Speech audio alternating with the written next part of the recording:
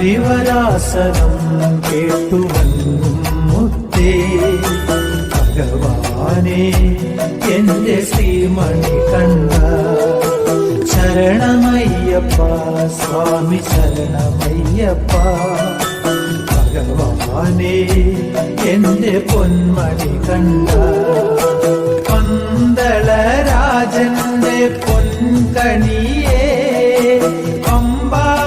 തീരത്തെ പൊന്മുത്തേ ദുഃഖങ്ങൾ മാറ്റി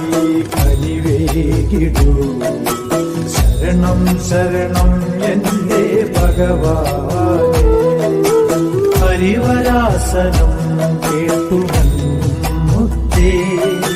ഭഗവാനെ എന്റെ ശ്രീമണി കണ്ട